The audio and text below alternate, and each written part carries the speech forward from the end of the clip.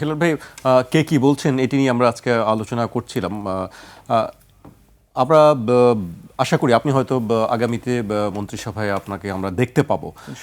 সম্প্রতি আমরা মন্ত্রীদের কয়েকটি বক্তব্য শুনেছি যেটি সামাজিক যোগাযোগ মাধ্যমে ভাইরাল হয়েছে। সেটি নিয়ে আমি নতুন করে কিছু বলতে চাই না। একটি কথা বলা হয় যে আসলে অপ্রয়োজনীয় বক্তব্য বা অতিকথন যে জায়গাটিকে বলা হয় সেটি কি আসলে খুব বেশি প্রয়োজন আছে কি? না, দেখুন, আমাদের যে মন্ত্রিসভা, আমি মনে করি very much vibrant it would be in future. এটা ভাইব্রেন্ট মন্ত্রিসভা, এবং আপনি মন্ত্রিসভা দেখলেই বুঝবেন যে এরা কিন্তু অ্যাক্টিভ। আমি দেখলাম যেদিন শপথ নিয়েছে সেদিন থেকে এই কাজ শুরু করেছে। এখন এই মন্ত্রিসভা কতটা ভালো পারফর্ম করবে, it is very early two comment. এখনই বলা যাচ্ছে না। 4 দিনের মতো বয়স মনে হয় মন্ত্রিসভা, তাই না? এখন এই মন্ত্রিসভা, আমার বিশ্বাস থেকে বলছি, যেহেতু তাদের সাথে আমি রাজনীতি করেছি, আন্দোলন করেছি, সংগ্রাম করেছি, তাদের প্রত্যেককে তাদের কাজের দক্ষতা সম্বন্ধে আমি ওয়াকিবহাল। তো এবং তারা ভেরি মাচ অ্যাক্টিভ, এ বিষয়ে আমার কোনো দ্বিমত নেই। আমাদের কারোরই সন্দেহ নেই যে তারা যোগ্য হিসেবে হয়তো তাদেরকে দায়িত্ব দেওয়া হয়েছে। আমি বলছি অ্যাক্টিভ, সক্রিয়। তারা কাজ, যে কোনো কাজ তারা করতে চায়, কাজ করার একটা ইচ্ছা তাদের রয়েছে। দেশের পক্ষে কাজ করা, দলের পক্ষে কাজ করা, মানুষের পক্ষে কাজ করা, এই ইচ্ছা, প্রবল ইচ্ছা আছে বিধায় তারা রাজনীতিতে যোগ দিয়েছে এবং রাজনীতিবিদ হয়েছে।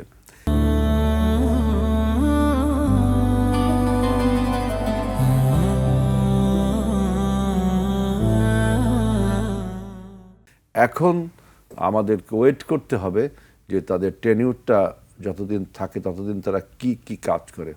এখন অনেক 2-1জন মন্ত্রী কিছু কথা বলেছেন, সেই কথাগুলোকে নিয়ে বিভিন্নভাবে ক্রিটিক করা হচ্ছে। এটাই স্বাভাবিক, গণতন্ত্রের সৌন্দর্য এটাই, যে কোনটা চাঁদাবাজি কোনটা চাঁদাবাজি না।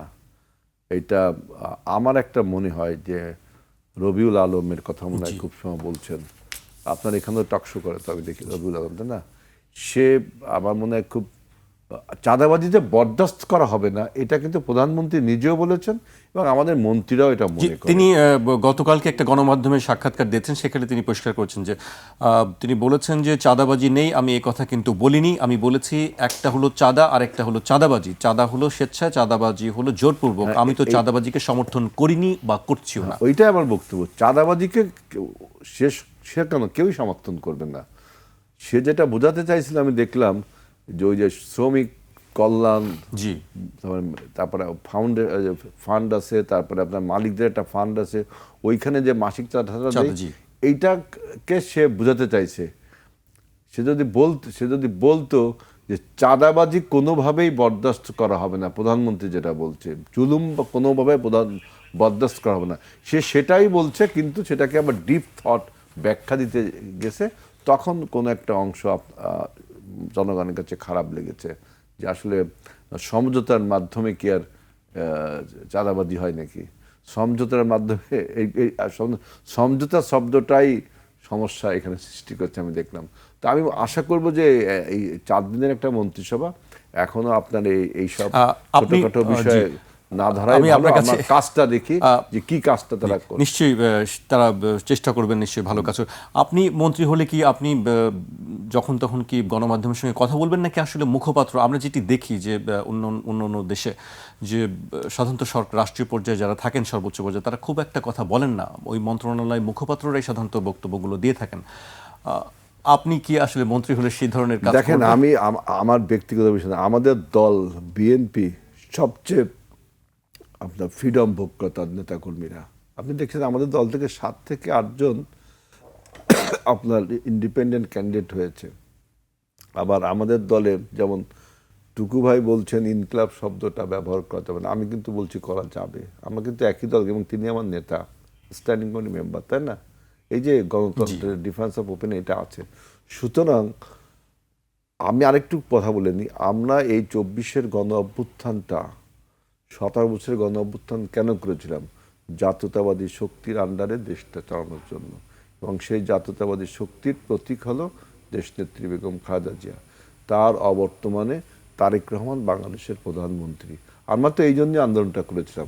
আমি মন্ত্রী হওয়া বা উনি মন্ত্রী হওয়া বা উনি এমপি হওয়া বা আমি এমপি হওয়ার জন্য আমি আন্দোলন করিনি। আমরা আন্দোলন করেছি বাংলাদেশের জাতীয়তাবাদী শক্তি ক্ষমতায় থাকবে, তারেক বেগম খালেদা জিয়ার অনুপস্থিতিতে তারেক রহমান বাংলাদেশের প্রধানমন্ত্রী হবে। আমরা সেই হিসাবে সাকসেস। আর যদি আল্লাহ কখনো আমাকে সেই মন্ত্রিত্বের যেটা বলছে নেতৃত্ব দেওয়ার মানে সুযোগ দেন, তাহলে অবশ্যই আমার দলও এটা মনে করে আমরা ওপেনলি গণমাধ্যমের সাথে কথা বলবো। যদি কথা না বলেন, যদি পেন্সিল মানসিকতা না হন, যে পেন্সিলের পিছনে ইরেজার থাকে না, ওটাকে মুছে ফেলতে হয়, কলম মানসিকতার মানুষ হলে কিন্তু একরোখা হয়ে গেল, ওই সেই হাসিনায় পরিণত হতে হবে। যদি কলম মানসিকতা হন, আপনাকে পেন্সিল মানসিকতা হতে, আপনাকে ক্রিটিকটা ধরতে হবে।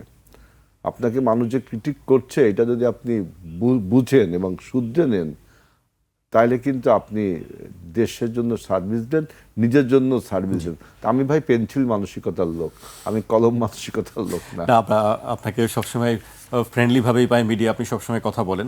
আমি শেষ করবো, একেবারেই শেষ পর্যায়ে চলে এসেছি। আপনি আসলে কথাবার্তাগুলোকে কিভাবে দেখছেন? না, আমার মনে হয় যে ওই একটা ব্যালেন্স হওয়া দরকার আর কি, যে মন্ত্রীরা নিজেরাও কথা বলবেন, কিন্তু বেশি কথা বলাটা খুব ঝুঁকিপূর্ণ আর কি। কারণ হচ্ছে যে আপনারা এখন দায়িত্বে আছেন, শুধু টকশো গেস না। টকশোতে ধরেন র্যান্ডম যা কিছু বলা যায়, এটার দায়িত্ব ওই লেভেলে না, রাষ্ট্রের পর্যায়ে দায়িত্ব নেয়ার। এবং কথা বলার ক্ষেত্রে সাধারণত আমলাদেরকে কাজে লাগাতে পারলে বেটার আর কি, যারা অফিসিয়াল স্পোক্স পার্সন হিসাবে মিনিস্ট্রির বক্তব্য দেবেন, মন্ত্রীর না, মন্ত্রণালয়ের বক্তব্য দেবেন। কারণ মন্ত্রীর বক্তব্য রাজনীতিবিদ হিসেবে তার অনেক মতামত থাকতে পারে, কিন্তু মন্ত্রণালয়ের বক্তব্য হচ্ছে রাষ্ট্রের বক্তব্য আর কি। তো সেখানে একটা পেশাদারিত্ব থাকা, অফিসিয়াল বক্তব্য যেটা আর কি, পেশাদারিত্ব থাকা উচিত। প্যারালালি মন্ত্রী নিজেও গুরুত্বপূর্ণ বিষয় হলে উনিও কথা বলবেন।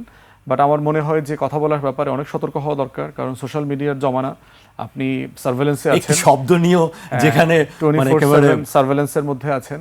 তো এই কারণে হচ্ছে যে সতর্কতা বেশি না থাকলে যেটা হবে, আপনি কাজের থেকে আকাজে সময় বেশি লাগাইতে হবে, এগুলোকে রেসপন্স করতে হবে, অ্যাড্রেস করতে হবে, মূল কাজটা আপনি করতে পারবেন না।